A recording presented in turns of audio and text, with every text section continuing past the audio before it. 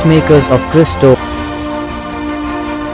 உன்னுடைய இந்த நிலை மாறும், கடவுள் உன்னோடு இருப்பார் என்பதை நம்புகிறாயா? மார்க்கு சுவிசேஷம் 16வது அதிகாரம் 19வது வசனத்திலே இவ்வாறு அவர்களோடு பேசிய பின்பு ஆண்டவர் இயேசு விண்ணேற்றம் அடைந்து கடவுளின் வலப்புறம் அமர்ந்தார்.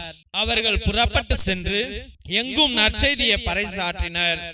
ஆண்டவரும் உடனிருந்து செயல்பட்டு நிகழ்ந்த அரும் அடையாளங்களால் அவர்களுடைய வார்த்தைகளை உறுதிப்படுத்தினார்.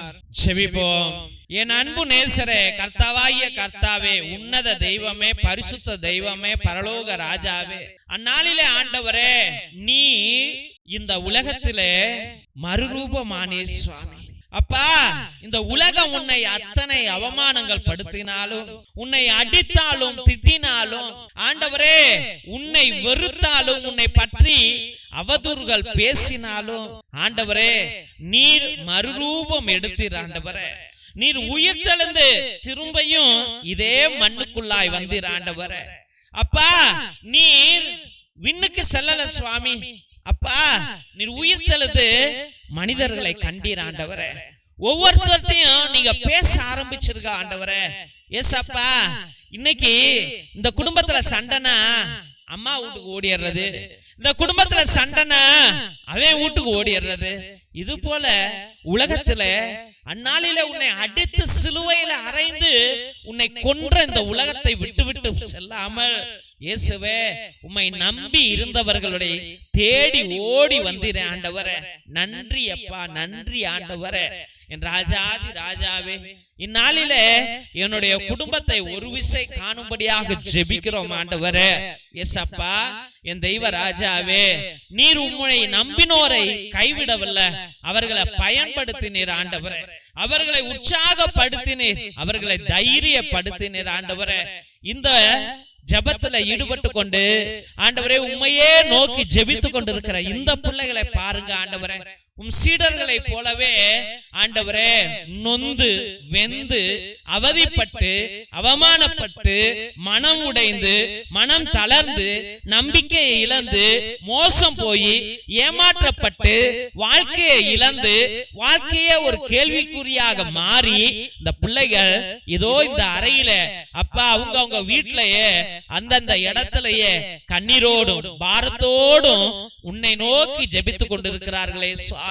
ராஜாதி ராஜாவே, அந்நாளில அந்த அறையை ஆண்டவரே நீர் உடைத்து கொண்டு உள்ளே சென்றீர் ஐயா. அந்த பிள்ளைகள் அனைவரும் திடம்படுத்தினீர். ஆண்டவரே நான் உன்னோடு இருக்கிறேன், நீ கவலைப்படாதே, உலகம் முடியும் வரை நான் உன்னோடு இருப்பேன் என்று சொன்னீரே. ஆண்டவரே இந்த பிள்ளைங்க இன்னைக்கு நீ இல்லாம அவதிப்படுகிறார்கள் சுவாமி. ஏசப்பா, திருமண வாழ்க்கையில் நீர் இல்ல ஆண்டவரே. அப்பா, இளம் பையனோடு நீர் இல்லை ஆண்டவரே, இளம் மகளோடு நீர் இல்லை ஆண்டவரே, என் படிப்பில் இல்லை ஆண்டவரே, நான் செய்யற வேலையில் நீர் இல்லை ஆண்டவரே, என் தொழில நீர் இல்லை ஆண்டவரே, என்னுடைய கர்ப்பப்பையில நீர் இல்ல ஆண்டவரே. அப்பா, என்னுடைய திருமண வாழ்க்கையில நீர் இல்ல, என் கணவனிடம் நீ இல்ல, என் மனைவியிடம் நீ இல்ல ஆண்டவரே. ராஜாதி ராஜாவே, நான் கட்டின வீட்டுல நீ இல்ல ஆண்டவரே. அப்பா, நான் எடுக்கிற முயற்சியில நீ இல்ல ஆண்டவரே. அதனாலதான்ப்பா நான் மறுபடியும் தோர்த்து போய்விட்டேன் ஆண்டவரே. தோர்த்து கொண்டே இருக்கிறேன் ஐயா, அடி மேல அடியை நான் பெற்றுக்கொண்டே இருக்கிறேன் ஐயா. ஆண்டவரே தடுங்கி விழுகிறேன் சுவாமி. ஏசப்பா, என்னால முன்னாடியே செல்ல முடியலப்பா, ஒரு அடி எடுத்து வச்சா 10 அடி பின்னாடி வந்துடுறேன் ஐயா. என் குடும்பத்துல சந்தோஷமே இல்ல, சமாதானமே இல்ல ஆண்டவரே. பிரச்சனைகள் ஐயா, என் புள்ளையே என் மகளே என்கிட்ட பணம் இல்லைன்னு தெரிஞ்சுக்கிட்டு, என்னால உழைக்க முடியலன்னு தெரிஞ்சுக்கிட்டு, நான் நோயாளின்னு தெரிஞ்சுக்கிட்டு என்ன அவமானப்படுத்துறா. நீலாம் ஒரு அம்மாவா, நீலாம் ஒரு அப்பாவா? அந்த பிள்ளைகளுக்கெல்லாம் அருமையான அம்மா அப்பா இருக்கிறாங்க, எனக்கு என்ன மட்டும் ஏன் பெத்த? நீ எல்லாம் இருக்கிறதோட செத்து போலாம், ஏன் என்ன தொந்தரவு பண்ற? உன் முகத்தை பிடிக்கவே பார்க்கவே பிடிக்கல, நீ என்ன சாப்பாடு பண்ற? நீ செய்யறதெல்லாம் எனக்கு பிடிக்கவே இல்லை என்று கடிந்து எரிந்து உழுகிற பிள்ளைகளாக மாறி போயிட்டார்கள் ஐயா. என் மகன் என்ன கெட்ட வார்த்தையில திட்டுறான் ஐயா, என் மகன் உள்ளுக்குள்ளேயே திட்டிக்கிட்டு இருக்கிறான் ஐயா, என்ன சபிக்கிறான் சுவாமி, நீலாம் ஒரு அப்பனான்னு சொல்றான் ஆண்டவரே. ஏசப்பா, இந்த பிள்ளைங்க என்ன பத்தி பேசும்போது நான் மனம் உடைஞ்சு போறேன் ஐயா. நான் என்னையா செய்வேன்? நானு நல்லாதான் வாழணும்னு நினைச்சேன் ஐயா, எத்தனையோ முயற்சிகளை எடுத்தேன் ஐயா, ஆனா எல்லாம் வீணா போச்சு சுவாமி. ஏசப்பா தெய்வ ராஜாவே, அந்நாளிலே அப்பா நீர் உம்முடைய சீடர்களோடு இருந்தீர் ஐயா, நான் இந்த உலகத்தோடு இருந்துட்டேன் ஐயா, காம எண்ணத்துல இருந்துட்டேன், பண ஆசையில இருந்துட்டேன், அதிக ஆசையில இருந்துட்டேன், பேர ஆசையில வாழ்ந்துட்டேன் ஆண்டவரே. அதன் நிமித்தமே இன்னைக்கு பரதேசியா கிடக்குறேன் ஐயா. ஆண்டவரே நான் நல்ல கணவன் இல்லையா, என் மனைவியை நான் நல்லா பாத்துக்கல சுவாமி. இசப்பா நான் நல்ல தந்தை இல்ல ஆண்டவரே, என் பிள்ளைகளை நல்லா வழி நடத்தல ஐயா. அப்பா நான் நல்ல தாய் இல்ல ஆண்டவரே, என் பிள்ளைய நான் நேசிக்கல சுவாமி. இசப்பா நான் நல்ல மனைவி இல்ல ஆண்டவரே, என் கணவனை நான் நல்லா நேசிக்கல ஆண்டவரே. ஏசப்பா நான் தோற்று போய் விட்டேன், என் வாழ்க்கையில நான் பாவங்களை விழுந்து விட்டேன் ஆண்டவரே, என் பாவங்களை மன்னிங்க சுவாமி என்று ஜெபிக்கிற உம்முடைய பிள்ளைகளை கண்ணோக்கும்படியாக ஜெபிக்கிறோம் ஆண்டவரே. அந்நாளில சுவாமி உம்முடைய தூதர்களோடு உம்முடைய சீடர்களோடு நீர் இருந்தீர் ஆண்டவரே. அவர்கள் கூறிய ஒவ்வொரு வார்த்தையிலும் நீர் அதை உறுதிப்படுத்தினீர் ஆண்டவரே. ஏசப்பா ஒவ்வொரு தாயையும் ஒவ்வொரு தந்தையையும் தீர்க்க தரிசியாக மாற்றுங்க ஆண்டவரே. ஏசப்பா உன்னிடம் முதலிலே ஆசீர்வாதங்களை பெற்றவர்கள் அவர்கள் ஐயா, அவர்களை தீர்க்க தரிசிகளாக மாற்றுங்க ஆண்டவரே. ஏசப்பா இந்த தாய் தந்தையர் நாவிலே உண்மையை வையுங்க, பக்தியை வையுங்க, ஜபத்தை வையுங்க, அருளை வையுங்க, கிருபையை வையுங்க, வரங்களை வையுங்க ஆண்டவரே. இந்த பிள்ளைகள் இன்றிலிருந்து தான் பெற்றெடுத்த பிள்ளைகளுக்கு ஆண்டவரே தீர்க்க தரிசனம் கூறட்டும் ஆண்டவரே. இந்த பிள்ளைகள் ஆண்டவரே ஆசீர்வாதங்களை கொடுக்கட்டும். தலையில கைய வச்சு என் தேவன் உன்னை ஆசீர்வதிக்கிறார், வெற்றி அடைவாய் என்ற கூற நாவாக இந்த பிள்ளைகளுடைய நாவை ஆசீர்வதிங்க. ஒவ்வொரு தாயும் ஒவ்வொரு தந்தையும் தாம் பெற்றெடுத்த மகளை ஆசீர்வதிக்கணும், தாம் பெற்றெடுத்த மகனை ஆசீர்வதிக்கணும். ஒவ்வொரு கணவனும் மனைவியை ஆசீர்வதிக்கணும், ஒவ்வொரு மனைவியும் கணவனை ஆசீர்வதிக்கணும் ஆண்டவரே. இயேசுவே பரிபூர்ண ஆசீர்வாதத்தை நீர் பிள்ளைகளுக்கு கொடுப்பீர், பிள்ளைகளை வாழ வைப்பீர், எல்லா கஷ்டங்களில் இருந்தும் மீட்டெடுப்பீர், இந்த பிள்ளைகளுடைய அவமானங்களை வெற்றியாக மாற்றுவீர் என்று முழுமனதோடு ஜெபித்து அருமையான பிள்ளைகளை உம்முடைய பரிசுத்தமான கல்வாரி பாதத்திலே சமர்ப்பித்து ஜெபிக்கிறோம் எங்கள் ஜீவனுள்ள நல்ல பிதாவே. ஆமென் ஆமென் ஆமென். ஆசீர்வாதத்தை பெற்றுக்கொள்வோம். தந்தை ஆசீர்வாதத்தின் திருசிலுவை, திருசிலுவை உனக்கும் உன் குடும்பத்திற்கு வெளிச்சமாய் இருக்கிறது. நரக சர்ப்பம் உனக்கு அதிபதியாக வேண்டாம். சாத்தானே அப்பாலே போ, அபத்தங்களை பிள்ளைகளுக்கு போதிக்காதே. நீ கொடுப்பது தீது, நீயே அந்த நஞ்சை உட்கொள். திவ்ய நற்கருணை ஆசீர்வாதத்தை பெற்றுக்கொள்வோம். எல்லாம் அல்ல இறைவன் தந்தை மகன் தூய ஆவியார் உங்களையும் உங்கள் குடும்பத்தாரையும் ஆசீர்வதித்து வழிநடத்தி காத்தருள்வாராக. ஆமென் ஆமென் ஆமென்.